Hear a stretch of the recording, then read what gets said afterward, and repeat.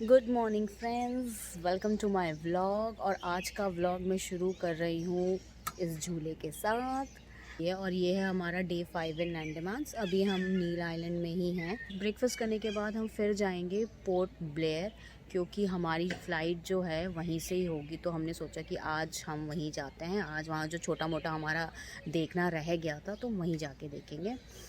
तो मैं अभी बैठी हुई थी, मज़ा आ रहा था, बचपन की यादें मुझे आ रही थी। हम जाते थे बाहर खेलने के लिए, तो झूले के लिए कितने एक्साइटेड रहते थे। अच्छा लग रहा है बैठ के, शांति है। काफ़ी देर स्विंग में मज़े करने के बाद मैंने सोचा क्यों नहीं थोड़ा व्लॉग बना लिया जाए। प्लेइंग एरिया था ये बच्चों का, और यहाँ पे इन्होंने सैंड डाली हुई थी ताकि अगर बच्चे गिर भी जाएं बाई चांस तो उनको चोट ना लगे। यहाँ पे मेरे राइट हैंड साइड में इन्होंने एक बैठने का एरिया बना रखा था जहाँ पे आप रात को डिनर कर सकते हो। तो कुछ इस तरह था हमारा रिजॉर्ट जहाँ पे हम रुके थे। यहाँ पे फ्लोर वाइज भी आपको रूम मिल सकते थे, बट हमें नहीं मिला। हमें इंडिविजुअल हट मिली थी जो आप पीछे देख सकते हो। और यहाँ सामने उन्होंने 2-3 नकली डियर लगा रखे थे। यहाँ पे लोग आके खूब फोटो खिंचा रहे थे, हमने तो नहीं खिंचाई। हम लोग निकल पड़े हैं अब ब्रेकफास्ट करने के लिए। भूख लग रही है और नींद भी आ रही है। ये दोनों चीज़ें एक साथ हो जाती हैं जनरली जब आप ट्रैवलिंग करते हो। तो ये था वो रेस्टोरेंट जहाँ हमने आके ब्रेकफास्ट करना था। जनरली हम सबसे पहले होते हैं, बट आज पहली बार हम सबसे लेट हैं। हमसे पहले आके सब ब्रेकफास्ट कर चुके थे, आराम से चाय पी रहे थे। और आहाना तो वहाँ फ्रूट्स खाने में लगी हुई थी। मैंने उससे बोला कुछ और खा लो, तो कहती नहीं, मैं फ्रूट्स ही खाऊंगी। मेरा आज का ब्रेकफास्ट, अभी मैं पूरी और आलू की सब्जी भी खाऊंगी क्योंकि मुझे बहुत भूख लग रही है। और ये दीपक का ब्रेकफास्ट है। ब्रेकफास्ट करने के बाद हमने किया अपने रिजॉर्ट को टाटा बाय बाय, और आज हम बहुत जल्दी निकल चुके हैं। हमारे जो फेरी टाइमिंग्स हैं वो थोड़ा लेट है, पर हम आज टाइम पे हैं तो हम रिलैक्स होके जा रहे हैं। हमें कोई टेंशन नहीं है कि पता नहीं पहुंचेंगे टाइम पे या नहीं पहुंचेंगे। यहाँ पे ऐसे आप लगेज भी कैरी करवा सकते हो, ये बेस्ट है। और आना का यहाँ फ़ोटो सेशन चल रहा है, ये देखो फ़ोटो सेशन। और ये है नील आइलैंड। ये थी हमारी आज की फेरी जो थी गो नॉटिका। जनरली गो नॉटिका ही मिलती है। और यहाँ हमने अपना लगेज ना एक साथ इकट्ठा कर दिया था कि सब एक साथ ही अपना लगेज देंगे, कहीं इधर उधर ना हो जाए। लगेज सबमिट कराने के बाद हमारा जो फर्स्ट टास्क होता है ना, सबसे पहले होता है विंडो सीट लेना। यहाँ पे भी मुझे आज विंडो सीट नहीं मिली। और यहाँ पे लग्जरी क्लास लिखा हुआ था, तो मैं आपको सच बताऊँ, मुझे ऐसा कुछ लग्जूरियस तो कुछ नहीं लगा। यहाँ पे नॉर्मल जैसे पहले बोट्स थी वैसी ही थी, बट हाँ ये छोटा जरूर था। नील आइलैंड के समुद्र को हमने किया टाटा बाय बाय। थोड़ा बुरा भी लग रहा था पर अच्छा भी लग रहा था कि हम पोर्ट ब्लेयर में कुछ और भी एक्सप्लोर कर सकते हैं। अगर आप कभी नील आइलैंड जाते हैं तो एटलीस्ट 2 दिन का ट्रिप तो जरूर रखें, क्योंकि एक दिन में ना पूरा एक्सप्लोर होता नहीं है। मुझे ऐसा लग रहा था ये नील आइलैंड का ट्रिप मैंने सिर्फ आने जाने में ही अपना टाइम लगाया।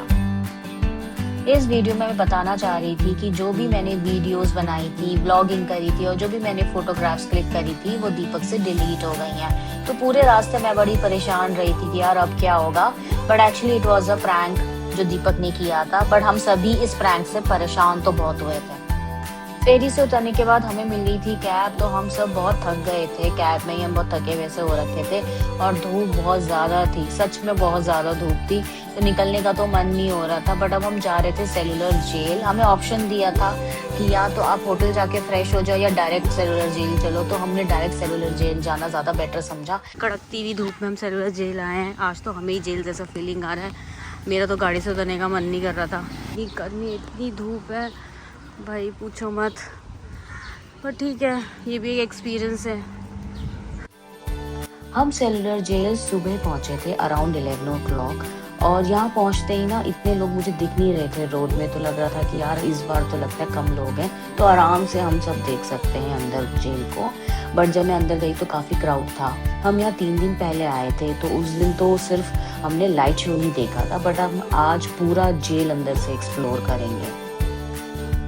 इस जेल का इनॉग्रेशन किया था उस टाइम के प्राइम मिनिस्टर श्री मोरारजी देसाई ने फरवरी 1979 में। और यहाँ से एंट्री होती है म्यूजियम की। तो म्यूजियम भी ना ये काफ़ी बड़ा था। यहाँ पे इन्होंने ना काफ़ी फ़ोटोज़ लगा रखी थी और हैंड रिटन नोट्स थे, पुरानी बुक्स थी। तो आप देख सकते हैं इन्होंने कैसे प्रिजर्व करके रखा है उस टाइम की यादों को। और ये भी इन्होंने बताया कि ये उसी टाइम का है जब स्वतंत्रता सेनानी इस चीज़ को यूज़ किया करते थे। और सबसे लास्ट में था सेलुलर जेल का मॉडल, जहाँ पे हमें गाइड बता रहे थे यहाँ पे कितने फ्लोर्स हैं, कितने ब्लॉक्स हैं।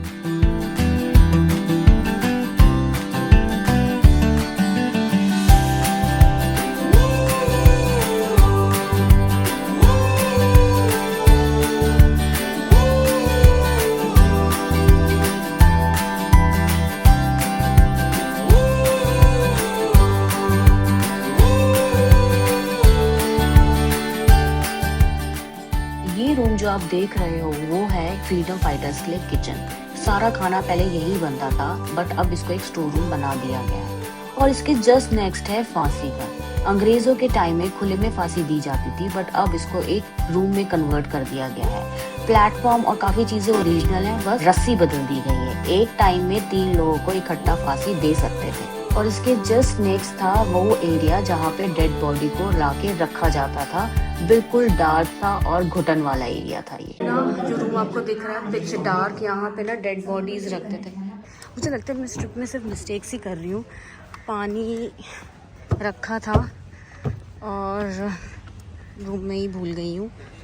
पानी पूरे ट्रिप में भरपूर रखना आप अपने पास। यहाँ है उन्हीं को किया जो नवाब आने के बाद फिर से यहाँ पे किसी ब्रिटिश ऑफिसर को मारा हो, सिपाही को मारा हो या जेल तोड़ करके भागने की कोशिश की, उनके ऊपर फिर केस चलेगा। उसके बाद फैसला होगा फांसी दो, तब यहाँ पे फांसी देते थे। और पीछे एक व्हाइट कलर का छोटा सा चबूतरा है, वो भी ओरिजिनल है।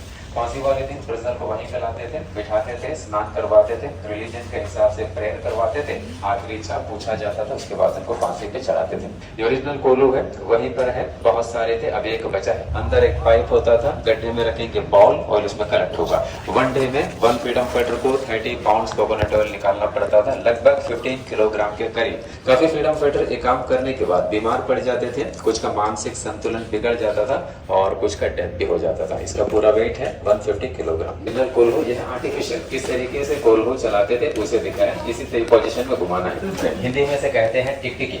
फ्रीडम फाइटर को इसके ऊपर चढ़ाने के बाद पाँव को ब्लॉक किया जाता था, कमर में बेल्ट बांधते थे, हाथ में लगाते थे हथकड़ी। मारते वक्त फ्रीडम फाइटर इधर उधर ही गिर पाए। इसमें हम लोगों ने सभी मॉडल ही रखा, कुछ भी ओरिजिनल है।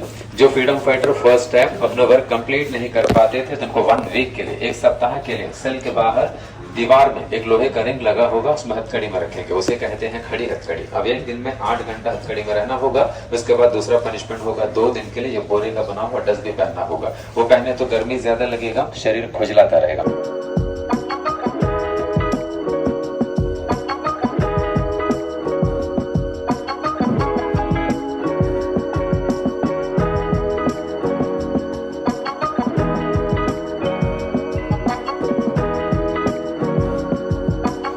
संस्कृत शब्द है जिसका मतलब होता है समय, टाइम, मृत्यु। अब कोई कैदी अंडमान आ गया तो समझ लीजिएगा काल के मुंह में चला गया। पानी जो है अंडमान निकोबार द्वीप समूह के चारों तरफ हजारों मील पानी। यदि कोई कैदी भागे तो कहां तक भागेंगे? आसपास के जंगलों में। वहां जाते थे, आदिवासी देखते थे, वो उनको मारते थे। जंगल में खाना भी नहीं मिलता था, मलेरिया पकड़ करके वैसे ही मरते थे। अंग्रेज ढूंढ करके पकड़ते थे तो फिर उनको मौत के घाट उतार देते थे। इस वजह से अंडमान से कोई भाग नहीं पाया।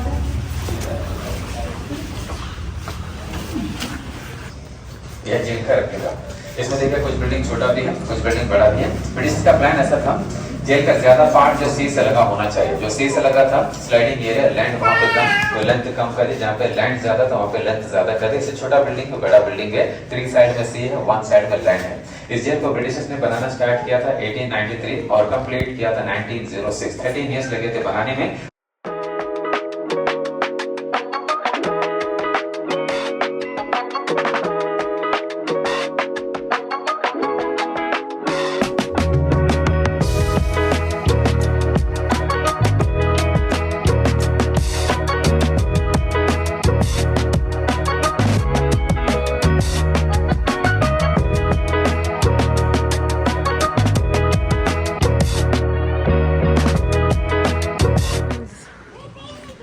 हम आ गए हैं इसके थर्ड फ्लोर में और आप यहाँ से देख सकते हैं अलग अलग इसके ब्लॉक्स और यहाँ से समुंदर दिखता है। ये है हमारा होटल, आप देख सकते हैं। अच्छा है, ये इनको मिला है वेलकम ड्रिंक। थैंक यू यार। क्या है ये? Mix juice. अच्छा, कैसा लग रहा है आप लोगों को? वेलकम ड्रिंक बताएं। बहुत टेस्टी है। ये हमारा लास्ट होटल है ना यहाँ पे अंडमान में। लास्ट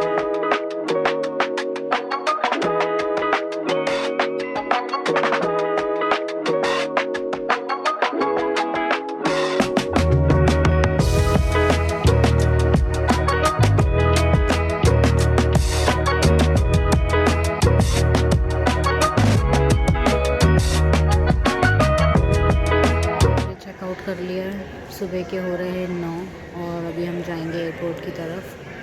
ब्रेकफास्ट हमारा हो गया है।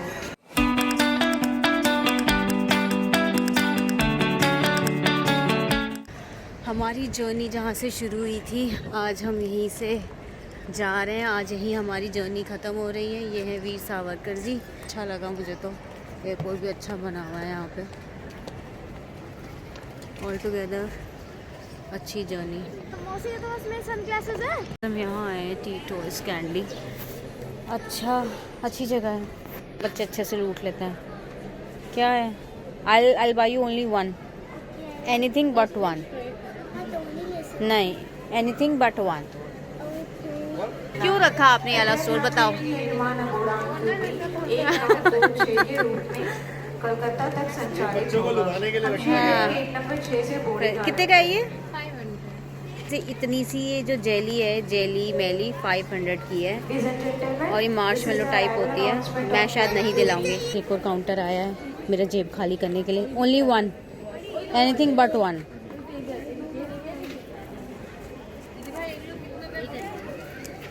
ये खाना है।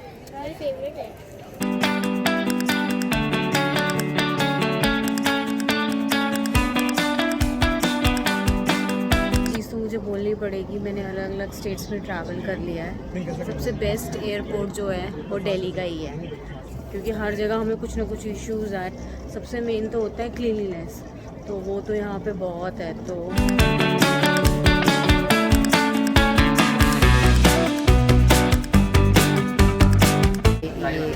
ये मिनीसो है और वहाँ पे कोको चाट करके है। और आगे मैं आपको दिखाती हूँ थियोग्रामा, जो मेरा फेवरेट बेकरी है।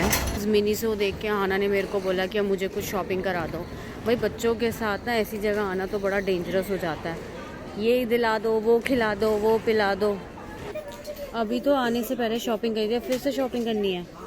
हाँ,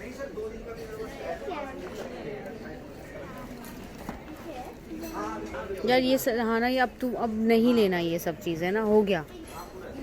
आपके मतलब का कुछ भी नहीं है। आपने किसी और को बोल दिया।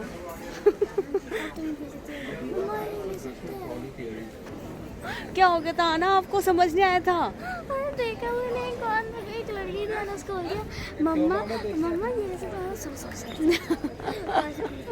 किसी और को मम्मा बना दिया। अरे यार आना।